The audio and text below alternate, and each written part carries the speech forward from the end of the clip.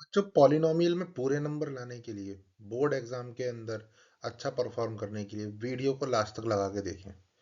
इसके अंदर आपको सब कुछ क्लियर मिलेगा। सबसे पहले आपको बताया जाएगा व्हाट इज पॉलिनोमियल, कितने टाइप के पॉलिनोमियल हैं, zeros of polynomial, how to determine zeros of polynomial और relationship between coefficient and zeros of the polynomial. सारे क्वेश्चन एक ही वीडियो में कवर हैं। पूरी एक वीडियो आपके लिए सेल्फ सफिशिएंट है अच्छे नंबर लाने के लिए। स्टूडेंट, शुरू करते हैं। 3 से 5 मार्क्स के क्वेश्चंस को बढ़िया तरीके से करने के लिए पहले हम कंसेप्चुलाइजेशन शुरू करते हैं। हमारा पहला कॉन्सेप्ट है पॉलिनोमियल क्या है। बेसिक आइडिया सबको होता है, इस वजह से मैं बता रहा हूँ। बच्चे जहाँ पे गलती करते हैं उस बात को समझना। पॉलिनोमियल में सबसे ज़्यादा ज़रूरी है कि जितनी भी ये पावर्स लिखी हुई होती हैं, ये लिखी होनी चाहिए आपकी किसी भी होल नंबर में, चाहे 0 हो, चाहे 1 हो, चाहे 3 हो, चाहे 8 हो। अगर ये पावर्स आपकी होल नंबर में लिखी हुई हैं तो ये पूरा एक्सप्रेशन आपका क्या कहलाता है, पॉलिनोमियल। अगर इसमें एक भी पावर गलती से इस तरीके से लिखी हुई होती, पावर -1, या लिखा हुआ होता 8√x इस तरीके से, तो ये आपका पॉलिनोमियल नहीं कहलाता। पॉलिनोमियल के लिए सबसे ज्यादा जरूरी चीज है कि वेरिएबल्स के ऊपर पावर होनी चाहिए। अब ये क्वेश्चन आता है एमसीक्यू में। एमसीक्यू में कई बच्चे क्या गलती करते हैं, एमसीक्यू में कई बच्चे सिर्फ यही गलती करते हैं कि मान लीजिए आपको ऑप्शंस दिए हुए हैं और आपके सामने ये ऑप्शन लिखा है कि 4x, एक ऑप्शन लिखा है 4x की पावर 4x/x² + 1। अब यहाँ पे अगर आप देखेंगे तो इस एक्स स्क्वायर को हम ऊपर लेके जाएंगे तो ये माइनस हो जाएगा 1 - 2, जिस वजह से मेरा ये एक्सप्रेशन, सेकंड वाला एक्सप्रेशन हमारा कुछ इस तरीके से बनेगा, x की पावर -1 + 1। अब ये पावर ऑटोमेटिकली आपकी माइनस की हो गई, इसलिए ये पॉलिनोमियल की कैटेगरी में नहीं आएगा, जबकि ऊपर वाला पॉलिनोमियल की कैटेगरी में आएगा। तो याद रखें, पॉलिनोमियल के लिए क्या जरूरी होता है, पावर का 1 2 3 4, इनफैक्ट 0 भी होना, लेकिन पावर -1/2 ये नहीं हो सकती। तो पहले तो आपने जाना कि पॉलिनोमियल क्या है। अब हम लोग जानेंगे पॉलिनोमियल कितने तरीके के होते हैं। आइए सेकंड टॉपिक पे बढ़ते हैं। यहाँ पे आप बिल्कुल भी गलती नहीं करेंगे। पहले तो मैं आपको बता देता हूँ, डिग्री वाला जो कैटेगरी है ये हमारे कोर्स में है, ये ही पूछा जाता है। बाकी टर्म के बेसिस पर ये जो पॉलिनोमियल है ये हमारे कोर्स में नहीं पूछे जाते हैं। तो बिल्कुल गलती ना करते हुए आगे बढ़ते हैं। मोनोमियल के अंदर का मतलब होता है, मोनोमियल वो पॉलिनोमियल होते हैं जिनमें टर्म सिर्फ एक ही लिखी जाती है। बाइनोमियल आपके वो पॉलिनोमियल होते हैं जिनमें टर्म आपकी दो लिखी जाती है, इस तरीके से। और ट्राइनोमियल आपके वो पॉलिनोमियल होते हैं जिनमें आपकी 3 टर्म लिखी जाती है। देखिए, फर्स्ट लिखी है, फिर सेकंड टर्म लिखी है, फिर थर्ड टर्म लिखी है। तो नंबर ऑफ गिनती के बेसिस पर कि कितनी टर्म है, एक टर्म है तो मोनोमियल, 2 टर्म है तो बाइनोमियल, 3 टर्म है तो ट्राइनोमियल। टर्म्स के बेसिस पर आपके 3 तरीके के पॉलिनोमियल होते हैं और पावर के बेसिस पर आपके 3 तरीके के पॉलिनोमियल होते हैं जो हमारे कोर्सेज में है। लीनियर पॉलिनोमियल कुछ ऐसे लिखा जाता है जब इसकी पावर 1 होगी। क्वाड्रेटिक पॉलिनोमियल ऐसा लिखा जाएगा जिसमें पावर मैक्सिमम कितनी होगी, 2 होगी। और क्यूबिक पॉलिनोमियल वो होगा जिसके अंदर पावर मैक्सिमम कितनी होगी, 3 होगी। तो देखिए, अब आप इस बात को समझ गए होंगे कि कौन कौन से आपके पॉलिनोमियल होते हैं। पॉलिनोमियल होते हैं आपके मोनोमियल, बाइनोमियल, ट्राइनोमियल और लीनियर, क्वाड्रेटिक, क्यूबिक। अगर आपको ये बात समझ में आ गई है तो कृपया करके लाइक करें। और अगर आपको इस तरीके की वीडियो चाहिए होगी तो मेरे को दोबारा से इसके अंदर कमेंट करें कि कौन से आपको सब्जेक्ट की और कौन से साइंस के कौन से सब्जेक्ट की और मैथ के कौन से चैप्टर की आपको इसमें वीडियो चाहिए होगी। अब हम बात करते हैं इसमें ग्राफ की। इसमें कई बच्चे क्या गलती करते हैं वो मैं आपको समझाता हूँ। देखिए स्टूडेंट्स, यहाँ पे आपको पॉलिनोमियल्स के अलग अलग ग्राफ दिए हुए हैं। जैसे पावर 1 का ग्राफ आपको दिख रहा है कुछ इस तरीके से काटता हुआ जा रहा है।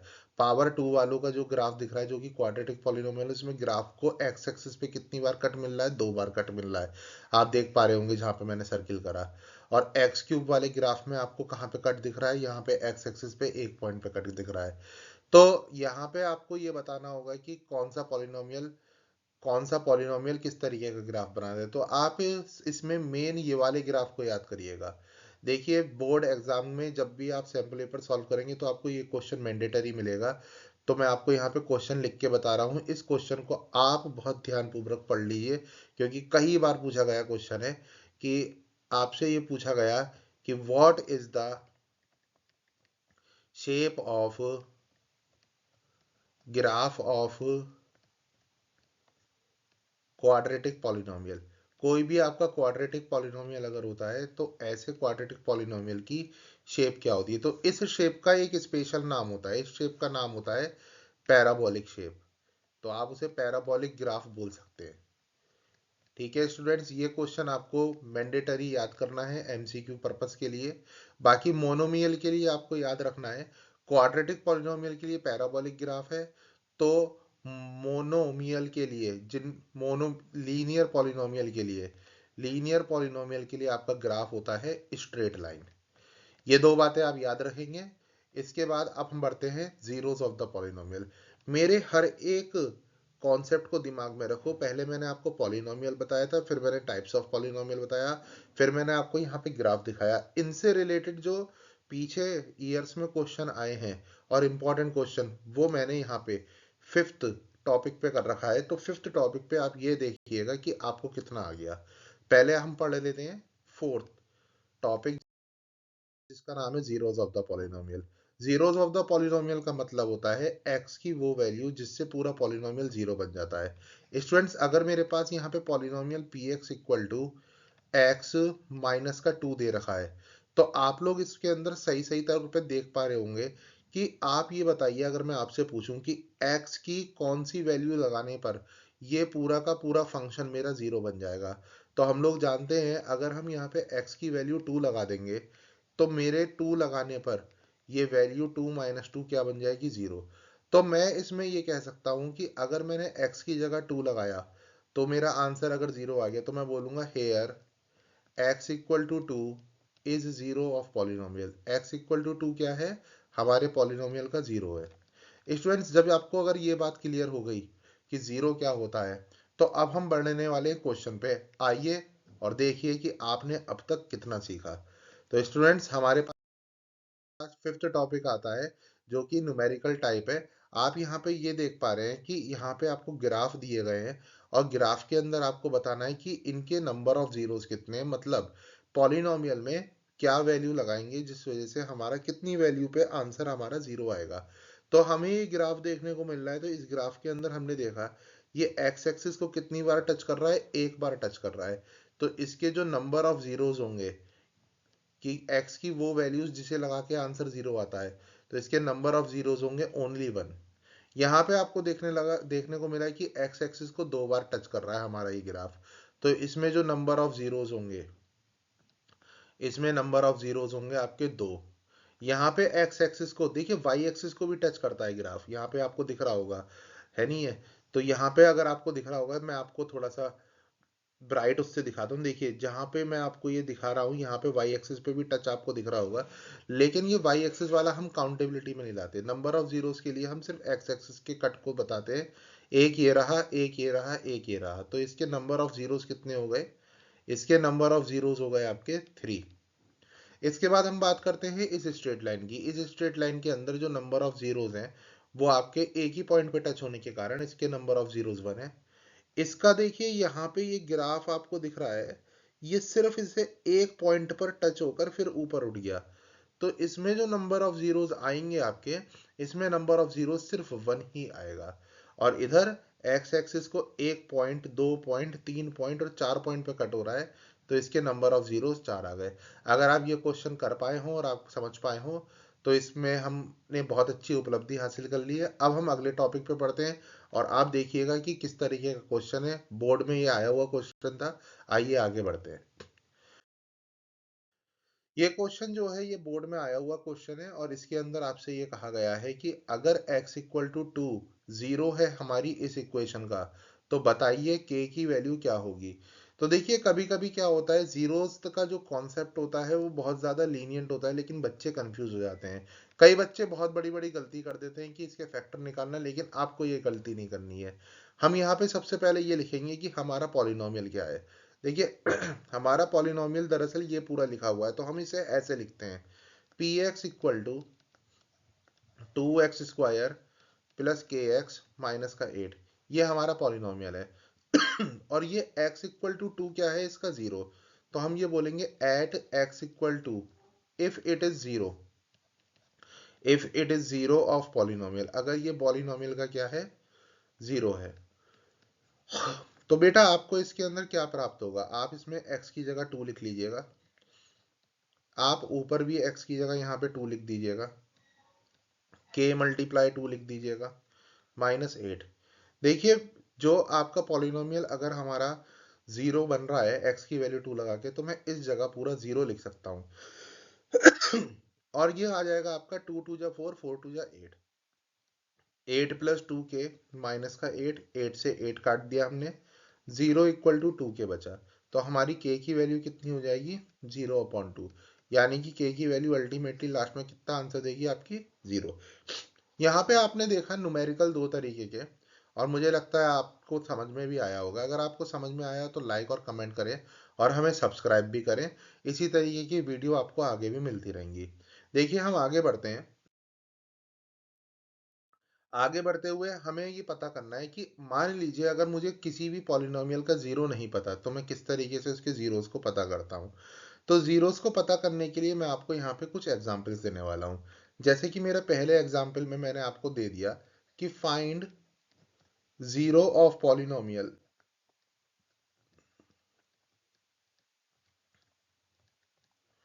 2x+3। अगर मेरा पॉलिनोमियल 2x+3 है तो इसका जीरो कैसे पता करें। तो इसके कुछ स्टेप्स होते हैं जो बच्चे कभी कभी गलती कर देते हैं, आप बिल्कुल भी ये गलती मत करिएगा। सबसे पहले px लिखना बहुत जरूरी, पहला स्टेप।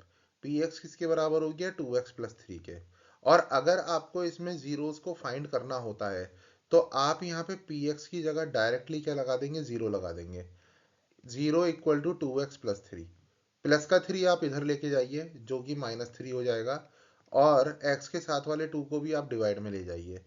तो अगर मैं आपसे कहूं कि x की वैल्यू -3/2 आ गई, तो इसका मतलब आप लोग समझेंगे कि जीरो ऑफ पॉलिनोमियल इज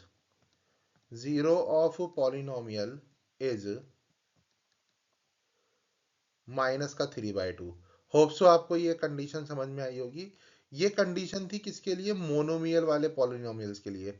ऐसे ही आपके क्वाड्रेटिक पॉलिनोमियल्स भी होते हैं।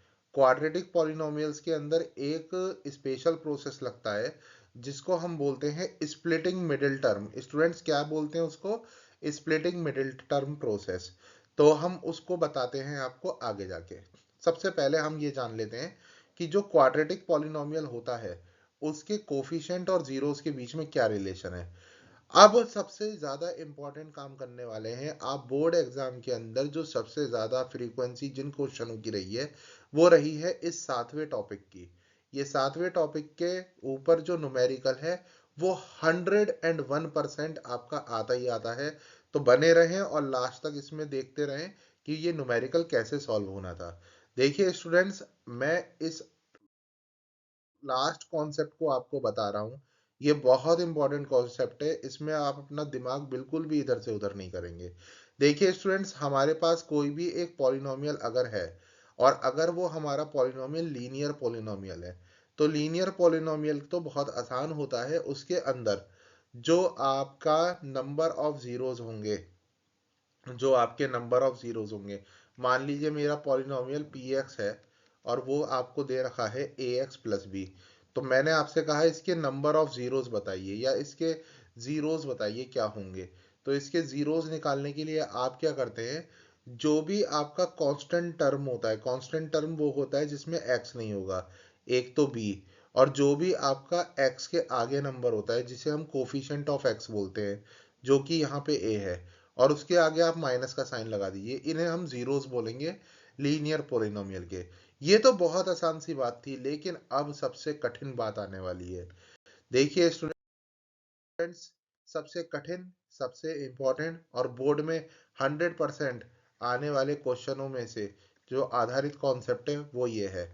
इसको सबसे ज्यादा आराम से समझना है, और अगर आपने इसे समझ लिया तो आपका पूरा पॉलिनोमियल चैप्टर ही खत्म हो गया।